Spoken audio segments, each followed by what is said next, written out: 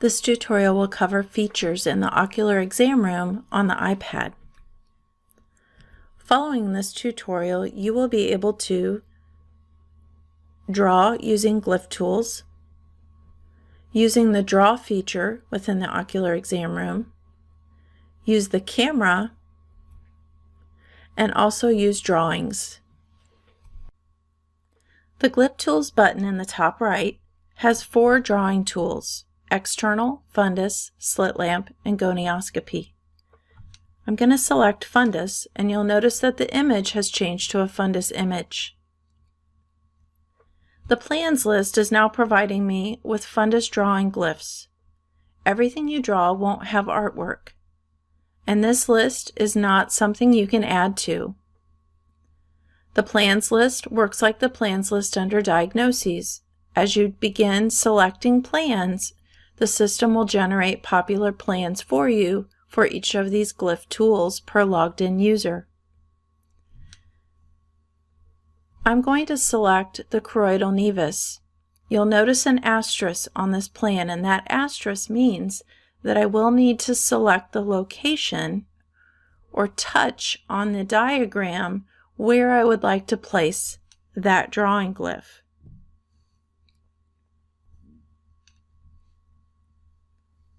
Now you'll notice that the glyph has been documented here on the left eye.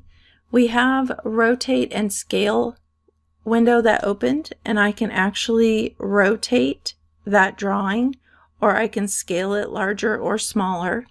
I also have the ability to hide those glyph sliders by touching the glyph slider. I can touch it again to bring it back.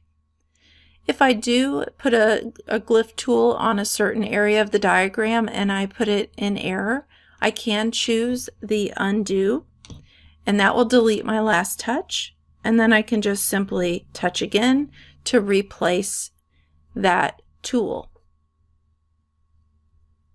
If I go back over to the Plans tab and scroll down, I can also document drusen. So I'm going to select drusen. This time we'll put it on the right eye, and we can just simply touch and it will document the drusen. And again, we have the glyph sliders where we can rotate and scale. The descriptions of these glyphs are going to backfill the examination area, removing all those normal statements in the exact sections in the correct locations.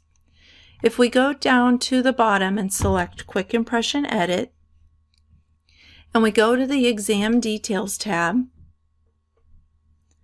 you'll notice here in red bold on the right eye it shows the drusen, where we drew the drusen, and we also see the choroidal nevus documented. It took all the normal statements out and replaced it with those glyph tools. There's a draw feature in the upper right hand corner of the ocular exam room. Before you begin drawing, you can select the diagram that you would like to draw on. To do that, that's in the bottom right hand corner. Here we're seeing external, slit lamp, and fundus. I can take my finger and scroll up and see additional drawing tools or diagrams. So let's select external. I can even take my fingers and zoom in and out to modify that photo, and then I can select draw. This is like paintbrush. So here we can use a pen, we can use a highlighter, we can erase information, and we can choose the colors that we want to use. And this is just like drawing on a piece of paper. This is not going to override your normal statements in your exam section. It will add the drawing to the visit and document it as part of the visit, but it's not going to override any normal statements. So I can select red and I can just begin drawing. I'm using my finger just to draw the information. I can use the T if I want to input a text box, and I can actually drag and drop that text box, and I can change the font of the text. So I can document my information. I would say done. I can even use this little arrow and choose a different color and I could draw an arrow to that information. I can change the width of my arrow and select Done. The Add to Library defaults to No, which is normal. I wouldn't recommend saving it to a library unless it's a photo that you plan on using with additional patients. I would typically recommend leaving that set to No.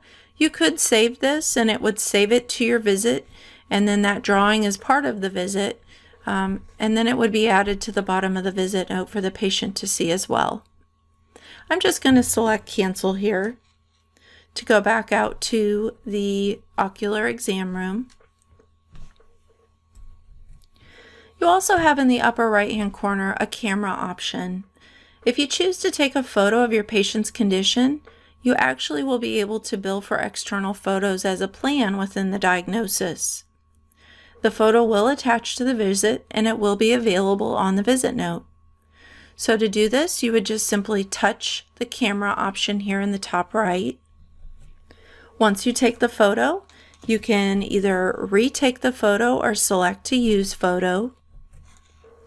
You then have the option to assign a category. The categories are actually set up in administration, and this is a really good idea because if you do a lot of photos, you can do filter searching by category if you're looking for a specific photo for a patient. So here we can document a category if we choose, and then we're going to title that photo. I always recommend titling it the date, what the photo is of, and the location. Again, if you take a lot of photos, this is going to be documented in your patient's chart, and you can easily find what you're looking for if you put the date first. Another way to draw is here from the visit note overview. So if we go to More and choose Drawing, we can select a body image or a previous drawing if we have another drawing that we'd like to draw on. So let's just choose a drawing image. We'll say external, and it works exactly like Draw does within the ocular exam room. So we can use the pen, we can use text, arrows, we've got a color palette. So let's go ahead and use the pen or the paintbrush, and we'll say we want to do it in red, and we're just gonna maybe draw something right here. Maybe we're going to put a chalazion or something on the patient's eye. We can actually save this and add it to the library if it's something we want to continue to draw on for other patients. We can save it into the visit note and it will become part of the visit note. Or we can erase, or we can just simply cancel out of here altogether and not save the information. So this is just another way to draw. Most of your drawings you're going to be doing will be within the ocular exam room, but this will also save to the visit if you'd like it to. So we'll just go back to the overview screen.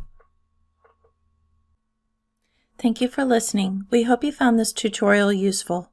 Please visit our support community to view additional tutorials.